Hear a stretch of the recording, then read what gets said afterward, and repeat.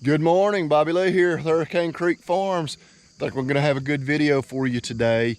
We're gonna be heading back to the house and preg checking, or I guess really pregnancy testings. We're using the blood test on the cow herd. While we've got everybody up and caught, we're gonna go ahead and vaccinate, deworm, and castrate spring-born calves. But those are our primary objectives for today. Getting our just routine chores done, checking on the stocker steers here right now, but that's enough talk. Let's get after it.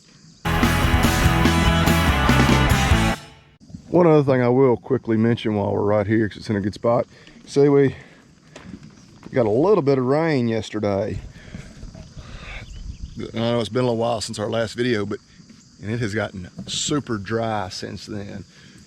We're getting to the point of saying we were desperate for rain.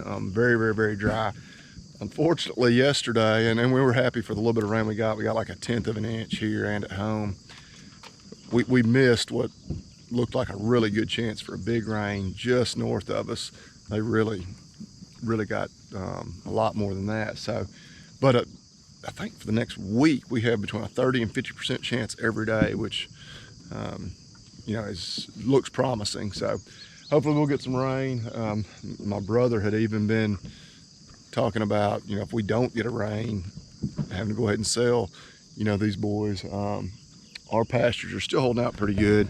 You can see, I don't know how much you can appreciate, but still got pretty decent grazing, and they've been in here for, I'm trying to remember, maybe a week. Maybe it was last weekend we put them in this pasture. So pastures are holding out pretty decent. But yeah, if we don't get rain, don't get a little more rain, that certainly helped. But we're really hoping for some more over this next few days. All right, you can see we got the cows following us up the hill now.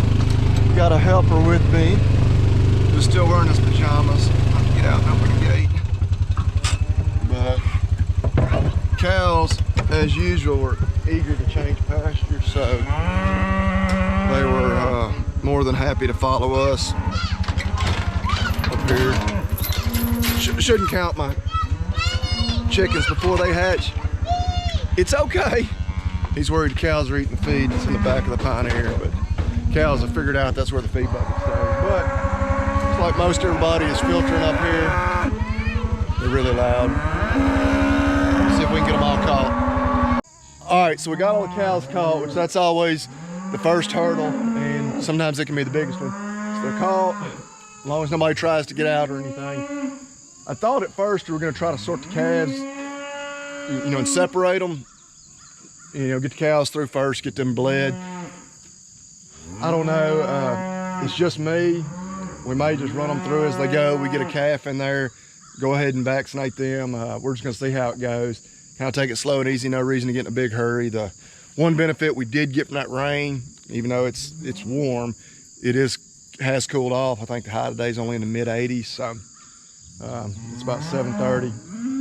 But I'm gonna try to get them done here before it gets too warmed up. But we'll get them in there and see who we get in there first and get them done. We got dewormer hung up. Like I said, on the cows, we're just gonna hit them with the dewormer, draw a little blood, preg check them. And calves, we're gonna deworm, vaccinate, and then we'll castrate the bulls. All right, so I think we've run 3 cows through. One over there, you saw the 2 have gone over in the barn. First calf happens to be a heifer, so simply vaccinating and deworming her. But have our black leg, Covexin 8, and our respiratory, Overshield Gold. Put 2 cc's of that one. Swap around. Over here to the other side. Black leg. All right, so she's vaccinated. We'll go with a little pour on, and then she'll be good to go. And we'll show you us getting a little blood from this next cow here. Kind of how we do that, very simply. A little pour on. Calves don't need much. All right. Take a squeeze off of her. Let her go. All right, mama. Come on in there, baby. Step on up there. Step on up there. Come on. Come on. Step on up. Step on up. Step on up. Good girl. Can't read her tag. I'm gonna have to look at the tattoo on her here. Figure out which number she is, because I can narrow it down to 3 based on, I know her from that tag and who we bought her from. Then we're gonna figure out what number she is looking at her tattoo, and then I'm gonna redo that tag. All right, so trying to video here without an extra set of hands, but drawing blood from the tail vein, so it runs right on midline, right there. Pretty easy to feel where you need to go. Insert.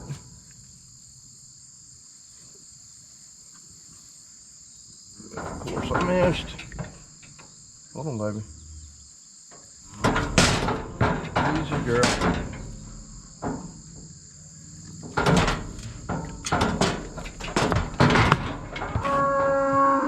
You can see we got it there.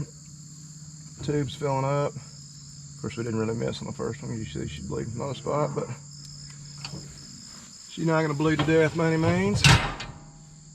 Done that. Let me grab the GoPro. Show you. Of course, super simple with the dewormer. It's got this nice little dosing gun. Got it already dialed in for how much she needs. Right there on the back. And she is all done. Let her out. Got one more calf in here in that little group. Like that. It might be another heifer calf. Need a little lube on the gate there. But we're marching along. I think we've got 4 bled now. 4 cows done. 1 calf. But keep rolling along. Willis keeps asking me on every calf or cow, is this a nice one? Can I pet it? And so we got a nice one. Hey, that's a nice one, isn't it? Nice little heifer, number 108. We'll have to remember that. She's good and gentle, isn't she? Hey, is she gentle? Good deal. All right, well, we got another good and calm one in there. Got some more blood. Talk a little bit about the test and how it works. What we're testing for is pregnancy-associated glycoproteins, or PAGs, PAGs. We send it to a local lab, $3 a test. It can detect pregnancy as early as 28 days post-breeding, is one of the huge advantages of it. You know, palpation is nice, it's quick, it's cheap, especially if you're doing it yourself. I can't call a pregnancy that early. They need to be at least twice that far along, probably even further for me to confidently call a pregnancy. So that's one of the big benefits to it. The other thing with it being so early, you may have noticed that the bull is still in here with them. That is a problem. That is not ideal. He's actually for sale now because I just can't keep him separate from the cows. Decided it didn't worth feeding him all winter and fighting that. Keeping him with the cows all winter. Another nice heifer here that's good and calm. Walk right in there. But so because he is still with the cows, we pulled him out early July, and he's gotten back with them like 5 times. We keep pulling him out. So it's important because I don't care about cows that have been bred in the last 28 days, probably even the last 35 or 40 days. Ideally, they would test as open. But certainly those that are bred just very recently will, because if they were bred just in the last few weeks, they're going to calve later than they should. They're going to be outside of our calving window, and they're not going to get bred back next year. So it's better just to move on from those cows. So, and that's the thing we're going to do. Anything that's open, plan is to cull those, move on from them. Probably need to get a few cows off the pasture anyway. We got probably just a few more than we need, a little more pressure. But anyway, get another one bled and keep moving on.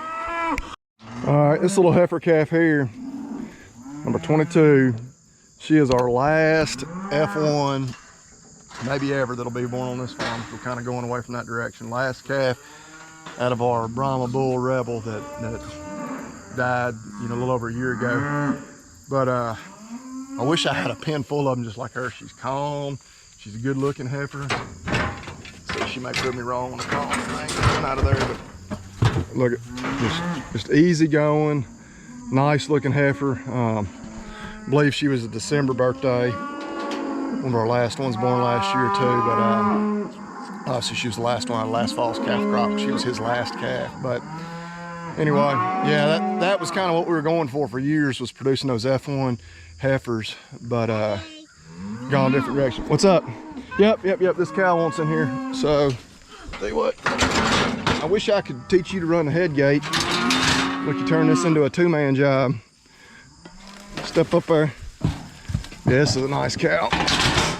When we first started cowherd, she's just a little too long to get in the chute without having the head gate open. And that may be the biggest challenge, trying to do it by herself. The cows so long, they can't fit in the chute with the head gate closed, but I can't operate. You try to stay behind them to make them go forward. But anyway, yeah, she's a nice cow, one of the first ones. When we started our herd, I guess what I was trying to say, we bought 5 cows from the boy one day. And she was one of them. She's been a good one. She's got a real nice heifer calf in here that we'll be vaccinating in a few minutes. All right, Willis, don't antagonize her. She's nice, but she doesn't. This is a little bit of a stressful situation for them. They don't like that. All right, we'll keep rolling on. All right, again, trying to film solo. Can only hope that it's giving you some good footage.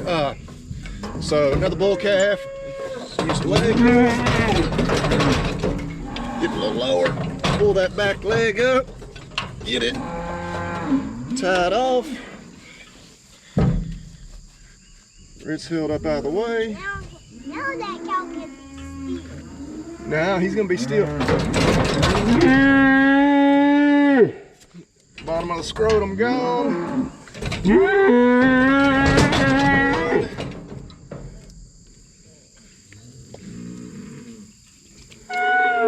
2 testicles out. Trim the cords. Grab my fly spray.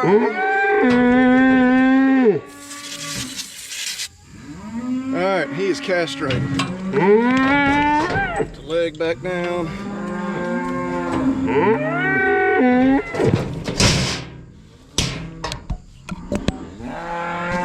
Alright, that's 2 castrations. Some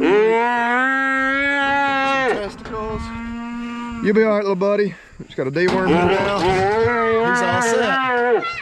Loud, dramatic. Alright, finally got that little chore done. Took a little longer than it should have, but working by myself and with the wild man's help, I shouldn't discount the help he gave me early.